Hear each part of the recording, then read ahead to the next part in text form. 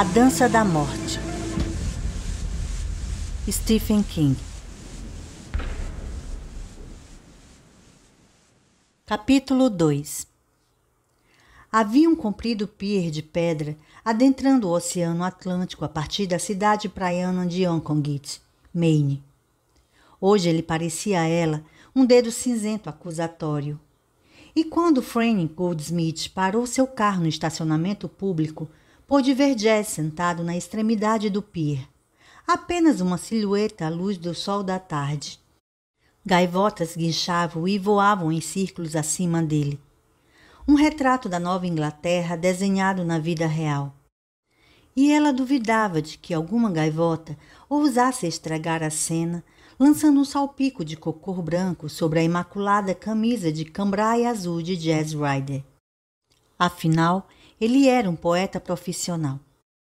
Ela sabia que era Jazz porque sua bicicleta de 10 marchas estava presa à balaustrada de ferro que corria por trás da casinhola do atendente do estacionamento. Gus, um apêndice calvo e pançudo da cidade, estava vindo a seu encontro. A tarifa para visitantes era de $1 por carro.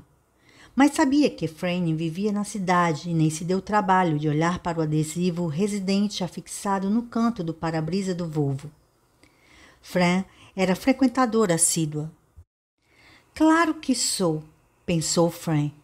Na verdade, engravidei bem ali na praia, apenas uns 3 metros acima da linha da maré alta. Minha querida protuberância, você foi concebida no litoral cênico do Maine, 3 metros além da linha da maré alta e 20 metros a leste do quebra-mar. Um X assinala o local. Gus ergueu a mão para ela, fazendo sinal de paz. Seu amigo está lá no final do pier, senhorita Goldsmith. Obrigada, Gus. Como anda o movimento? Ele acenou sorridente para o estacionamento. Havia talvez uns 20 carros no total. E ela pôde ver os adesivos residente em azul e branco na maioria deles. Ainda fraco neste começo de verão, disse ele. Estavam em 17 de junho. Mas espere mais 2 semanas e a cidade vai ganhar um bom dinheiro. Aposto que sim, se você não desviar todo ele. Gus riu e voltou para a casinhola. Franny apanhou uma das mãos no metal quente do carro. Tirou seus tênis e calçou as sandálias de borracha. Era uma garota alta, com um cabelo castanho que escorria até a metade do vestido amarelo claro que estava usando. Um belo corpo. Pernas compridas que atraíam olhares de admiração. Material de primeira. Era o termo correto no jargão universitário, ela acreditava. Olha só aquele mulherão. Carne fresca no pedaço. Miss Universitária de 1990. E então teve de rir de si mesma. E o riso foi um tanto amargo. Você não muda, disse para si, como se isso fosse a grande notícia do mundo. Capítulo 6. Hester Prynne traz as notícias da iminente chegada de Pearl para o reverendo Dimmesdale. Bem, Dimmesdale ele não era. Ele era Jazz Ryder, 20 anos, um ano mais novo do que nossa heroína, a pequena Fran. Ele era poeta profissional, um universitário ainda por se formar. A prova disso era a imaculada camisa azul de cambraia.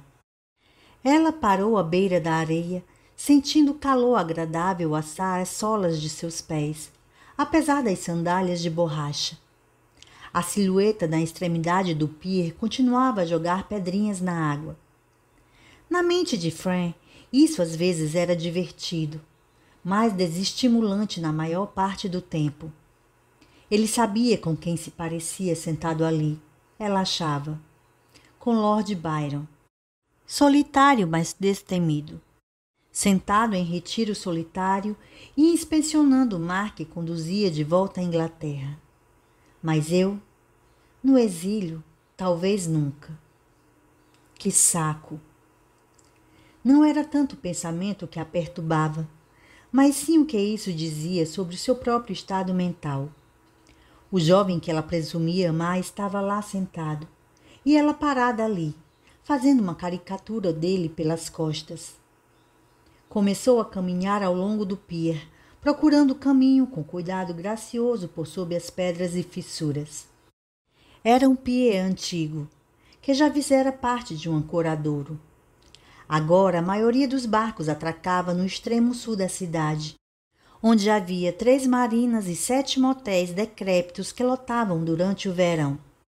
Ela caminhava lentamente, dando o melhor de si para lidar com a ideia de ter se apaixonado por ele durante os 11 dias em que soubera estar ligeiramente grávida. Nas palavras de Amy Lauder. Bem, ele a tinha levado a essa condição, não tinha? Mas não sozinho, com certeza. Ela vinha tomando pílula. Tinha sido a coisa mais simples do mundo. Foi à enfermaria do campus. Disse ao médico que estava tendo menstruações dolorosas e todo tipo de erupções cutâneas embaraçosas. E ele deu a ela a receita. Deu-lhe até mesmo amostra grátis para um mês. Ela parou novamente, agora bem à beira d'água, as ondas começando a quebrar na direção da praia à esquerda e à direita. Imaginou que os médicos de enfermaria provavelmente ouviam histórias sobre menstruações dolorosas e excesso de espinhas com a mesma frequência com que os farmacêuticos ouviam o papo: preciso comprar camisinhas para o meu irmão, nos dias de hoje. Com mais frequência até. Ela poderia simplesmente tê-lo procurado e dito: preciso de pílula, vou trepar. Os tempos eram esses. Por que ser tímida? Ela olhou para as costas de Jazz e suspirou. Porque a timidez torna-se um modo de vida. Recomeçou a caminhar. De qualquer forma, a pílula não havia funcionado. Alguém no setor de controle de qualidade da velha e boa fábrica Vril tinha dormido no ponto. Ou isso, ou ela havia esquecido de tomar uma pílula e depois esquecido que havia esquecido. Andou suavemente até as costas de Jazz e apoiou as 2 mãos em seus ombros. Jazz, que estava catando pedras com a mão esquerda e jogando-as na Mãe Atlântico com a direita, soltou um grito e pulou. Seixos se espalharam por toda a parte e, em seu movimento brusco, quase derrubou Franny na água. E quase caiu também, de ponta cabeça. Ela começou a rir incontrolavelmente, sem graça, e recuou com as mãos sobre a boca enquanto ele se voltava furioso. Um homem de cabelos pretos e boa compleição física, com óculos de armação dourada e feições regulares que, para eterno desconforto de Jazz, nunca refletiram inteiramente sua sensibilidade interior. Você me deu um susto dos diabos, rugiu ele. Ah, Jazz, riu ela. Me desculpe, mas que foi engraçado foi. Quase caímos na água, disse ele, dando um passo cheio de ressentimento na direção dela. Ela recuou um passo para compensar, tropeçou numa pedra e caiu de bunda no chão. Seus maxilares trincaram com a língua entre eles, uma dor aguda, e ela parou de rir como se o som tivesse sido cortado com uma faca. Seu próprio silêncio súbito. Você me desliga, eu sou um rádio. Pareceu mais engraçado do que tudo e ela recomeçou a rir, apesar de estar com a língua sangrando e com lágrimas de dor brotando dos olhos. Você está bem, Franny? Ele se ajoelhou ao lado dela preocupado. Eu o amo mesmo, pensou ela com um alívio. Bom para mim. Você se machucou, Fran? Só o meu orgulho, disse ela, deixando que ele a ajudasse a se levantar. E mordi a língua. Dá para ver? E a espichou para ele, esperando obter um sorriso de recompensa, mas ele franziu o senho. Meu Deus, Fran, você está sangrando muito. Jazz puxou um lenço do bolso de trás e olhou para ele em dúvida. Depois o guardou de novo. Veio a ela a imagem dos dois caminhando de mãos dadas de volta ao estacionamento, jovens amantes sob um sol de verão, ela com o lenço dele enfiado na boca. Ela ergue a mão para o sorridente e benévolo atendente e resmunga algo inteligível. Ela voltou a rir, embora a língua doesse e tivesse na boca um gosto de sangue um tanto nauseante. Olhe para o outro lado, disse ela formalmente. Não vou ser muito feminina. Sorrindo de leve, ele tapou os olhos de modo teatral. Apoiada num braço, ela esticou a cabeça até a beira do pier e cuspiu. Vermelho vivo. De novo. E mais uma vez. Por fim, sua boca pareceu clarear e ela olhou em torno para vê-lo espiando por entre os dedos. Desculpe, disse ela. Sou uma tremenda babaca. Não, disse Jazz, obviamente querendo dizer sim. Que tal a gente tomar um sorvete? Perguntou ela. Você dirige, eu pago. Combinado. Ele se levantou e a ajudou a se erguer. Ela cuspiu de novo à beira do pier, vermelho vivo. Apreensiva, Fran perguntou. Eu não cortei nada fora com os dentes, cortei? Não sei, respondeu Jazz divertido. Você engoliu algum pedaço? Ela levou a mão à boca indignada. Não tem graça nenhuma. Não, desculpe. Você apenas mordeu a língua, Franny. A língua da gente tem artérias? Estavam agora caminhando ao longo do pier, de mãos dadas. Ela parava de vez em quando para cuspir, vermelho vivo. Não ia engolir nada daquela coisa, de jeito nenhum. Não. Ainda bem. Ela apertou a mão dele e sorriu de modo animador. Estou grávida. É mesmo? Legal. Sabe o que vi em Port? Ele parou e olhou para ela. Seu rosto subitamente inflexível e muito, muito cauteloso. Ela sentiu o coração um tanto partido ao ver aquela cautela. O que você disse? Estou grávida. Ela sorriu animadamente para ele e cuspiu à beira do pier, vermelho vivo. Grande piada, Franny, disse ele relutante. Não é piada. Ele continuou olhando para ela. Após um instante, recomeçou a caminhar. Enquanto atravessavam o estacionamento, Gus saiu da casinhola e acenou para eles. Franny acenou de volta. Jazz também. Pararam no Dairy Queen, na US Route 1. Jazz pegou uma coca e sentou-se ao volante do Volvo, bebericando pensativo. Fran mandou pedir para ela uma banana Bolt Supreme e sentou-se recostada à porta, com 60 centímetros de assento a separá-los, pegando uma colherada de nozes, calda de abacaxi e imitação de sorvete do Dairy Queen. Esse sorvete do DQ é basicamente uma farsa. Sabia disso? Comentou ela. Um monte de gente não sabe. Jazz fitou-a sem dizer nada. Verdade, disse ela.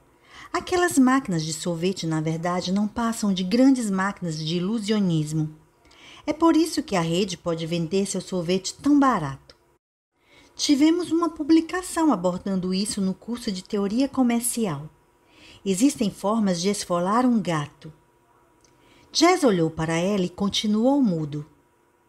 Agora, se você quiser sorvete de verdade, tem que ir a um lugar como a Derrick Ice Cream Shop. E isso... Ela irrompeu em lágrimas. Ele deslizou pelo assento até ela, e seus braços a enlaçaram pelo pescoço. Franny, não fique assim, por favor. O sorvete está pingando em mim, disse ela ainda chorando. O lenço ressurgiu e ela enxugou suas lágrimas. A essa altura, as lágrimas tinham se resumido a fungadas. Um banana boat supreme com calda de sangue, disse ela olhando para ele com olhos avermelhados. Acho que não consigo mais tomá-lo. Desculpe, Jess, mas poderia jogar fora? Claro, disse ele rigidamente. Ele pegou o sorvete, saiu e jogou-o na lixeira. Ele estava caminhando de um jeito engraçado, pensou Fran, como se tivesse sido golpeado duramente onde mais dói nos rapazes. De um jeito que ela supôs que fosse exatamente onde ele tinha sido golpeado. Mas, olhando de outra forma, bem, este era quase o mesmo jeito como ela havia caminhado após perder a virgindade na praia. Fran sentira-se como se tivesse um caso grave de assadura de fralda. Só que a assadura de fralda não deixava ninguém grávida. Ele voltou e entrou no carro. Você está mesmo, Fran? Perguntou abruptamente. Estou mesmo. Como aconteceu? Pensei que você tomava a pílula. Bem, o que imagina é que alguém no departamento de controle de qualidade do laboratório Ovril dormiu no ponto quando meu lote de pílulas passou pela esteira rolante. Ou então que estavam alimentando vocês, rapazes, com alguma coisa no refeitório da Universidade de New Hampshire que deixa o esperma mais poderoso. Ou que esqueci de tomar a pílula e que esqueci que tinha esquecido. Ela ofereceu-lhe um sorriso duro, tênue e radiante que ele evitou por um instante. O que deu em você, Fran? Eu apenas perguntei. Bem, para responder a sua pergunta de um modo diferente, numa noite cálida em abril, talvez nos dias 12, 13 ou 14, você enfiou seu pênis na minha vagina e teve um orgasmo. Portanto, ejaculando espermatozoides aos milhões. Pare com isso, retrucou ele asperamente. Você não precisa... Não precisa o quê? Durou-na por fora. Por dentro, ela estava extenuada. Em todas as suas concepções de como a cena ocorreria, nunca tinha visto dessa forma. Ficar tão exasperada, disse ele com pouca convicção. Não vou deixar você na mão. Não, disse ela mais suavemente. A essa altura, poderia ter arrancado uma das mãos dele do volante, segurando-a firme, e resolvido por completo o desentendimento. Mas não podia se forçar a fazer isso. Ele não tinha nada que precisasse de consolo. Não importa o quão tácita ou inconsciente fosse esta necessidade. De repente, ela percebeu que, de um jeito ou de outro, os risos e os bons tempos tinham ido embora por algum tempo. Isso a fez querer chorar de novo e ela afugentou as lágrimas implacavelmente. Ela era Franny Goldsmith, filha de Peter Goldsmith, e não ia ficar sentada no estacionamento de uma sorveteria inundando de lágrimas a porra de seus olhos idiotas. O que você quer fazer? Perguntou Jess pegando seus cigarros. O que você quer fazer? Ele acendeu um cigarro e apenas por um momento, enquanto a fumaça do cigarro subia, ela viu claramente um homem e um garoto lutando pelo controle do mesmo rosto. Ah, que merda, disse ele. Vejo assim as escolhas, disse ela. Podemos casar e ficar com um bebê. Podemos casar e dar o bebê para adoção. Ou não casar e eu fico com um bebê. Ou... Franny. Ou não nos casamos e eu não fico com o bebê. Ou eu poderia fazer um aborto. Isso cobre tudo ou esqueci de alguma coisa? Franny, não podemos simplesmente falar? Nós estamos falando. Ela despejou sobre ele. Você teve a sua chance e disse, ah, que merda. Exatamente suas palavras. Acabei de esboçar todas as opções possíveis. Claro que eu tive um pouco mais de tempo para preparar uma lista de opções. Quer um cigarro? Não, faz mal para o bebê. Porra, Franny. Por que está gritando? Perguntou ela suavemente. Porque você parece determinada a me provocar o máximo possível, replicou Jess esquentado. Ele se controlou. Desculpe, eu apenas acho que não é culpa minha. Não é? Ela o fitou com uma sobrancelha erguida. Veja só, uma virgem vai parir. Precisa ser tão insolente, porra. Você disse que tomava pílula. Acreditei na sua palavra. Eu estava errado? Não, você não estava errado. Mas isso não altera o fato. Acho que não, disse ele desalentado e apagou seu cigarro pela metade. O que a gente faz então? Você continua me questionando, Jess. Eu apenas esbocei as opções tal como as vejo. Acho que você poderia ter algumas sugestões. Há o suicídio, mas não quero ir tão longe assim. Portanto, escolha outra solução do seu agrado e conversaremos a respeito. Vamos casar então, disse ele numa súbita voz firme. Tinha um ar de um homem que decidiu que a melhor maneira de solucionar o problema seria acertá-lo em cheio. Pé na tábua. Deixe os reclamões para trás. Não, disse ela. Não quero casar com você. Foi como se o rosto dele estivesse unido por inúmeros parafusos invisíveis e cada um deles tivesse de repente afrouxado uma volta e meia. Tudo desabou de uma vez. A imagem era tão cruelmente cômica que ela teve de esfregar a língua ferida contra o áspero céu da boca para não rir novamente. Não queria rir à custa de Jess. Por que não? Perguntou ele. Fran, tenho de pensar nos motivos por que não quero. Não vou deixá-lo me arrastar para uma discussão sobre meus motivos, porque, nesse exato momento, não sei. Você não me ama, disse ele amuado. Na maioria dos casos, amor e casamento são estados mutuamente excludentes. Escolha outra opção. Ele ficou em silêncio por longo tempo. Brincou com um novo cigarro, mas não o acendeu. Por fim, disse. Não posso escolher outra opção, Franny, porque você não quer discutir esta. Quer tirar vantagem em cima de mim. Isso a sensibilizou um pouco. Ela sentiu. Talvez você tenha razão. Estive um pouco em desvantagem nas últimas 2 semanas. Mas você, Jess, você é o intelectual o tempo todo. Se um assaltante o abordasse com uma faca, você ia querer convocar um seminário na mesma hora para debater o aspecto social da coisa. Ah, para com isso. Escolha outra opção. Não, você veio com seus motivos todos calculados. Talvez eu também precise de um tempo para pensar.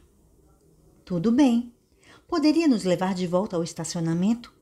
Deixarei você lá, já que tenho algumas coisas para fazer. Ele a fitou sobressaltado. Franny, vim pedalando todo o caminho desde Portland. Reservei quarto num motel fora da cidade. Pensei que fôssemos passar o fim de semana juntos. No seu quarto de motel? Não, Jess. A situação mudou. Simplesmente pegue a sua 10 marchas e pedale de volta a Portland. E entre em contato quando tiver pensado mais um pouco no assunto. Não há muita pressa. Pare de montar em mim, Franny. Não, Jess. Foi você que montou em mim. Escarneceu ela numa raiva súbita e furiosa, e foi então que ele a esbofeteou levemente na face. Ele olhou para ela, artudido. Me desculpe, Fran. Desculpa aceita, disse ela friamente. Agora dirija. Eles não se falaram na volta ao estacionamento na praia. Ela ficou sentada com as mãos cruzadas sobre o colo, observando as camadas de oceano acomodadas entre os chalés a oeste do quebra-mar.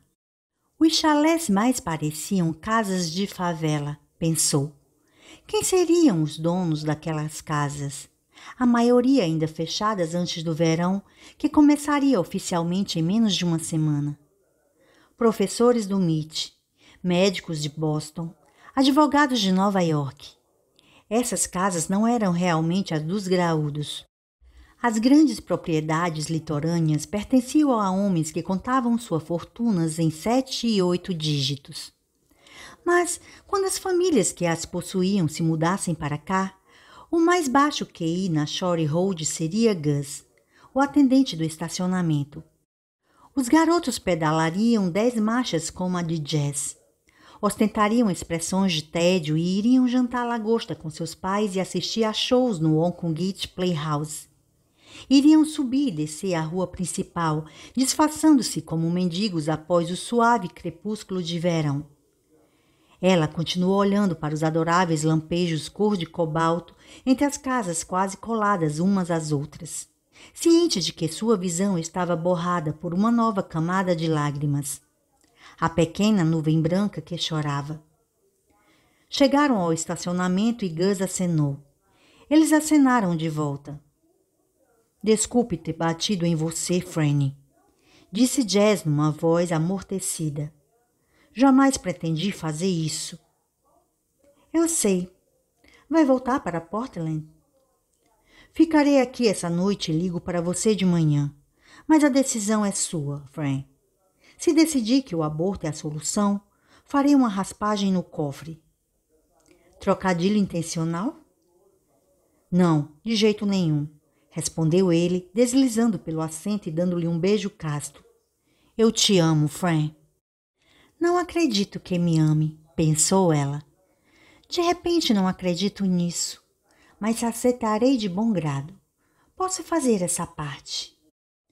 Muito bem, disse ela baixinho. É o Lighthouse Motel. Pode ligar se quiser. Ok. Ela deslizou para trás do volante, sentindo-se de repente muito cansada. Sua língua doía demais onde a tinha mordido. Ele caminhou até onde sua bicicleta estava presa à balaustrada de ferro. Soltou-a e deslizou de volta até ela. Gostaria que você ligasse, Fran. Ela deu um sorriso artificial. Veremos. Até logo, Jess.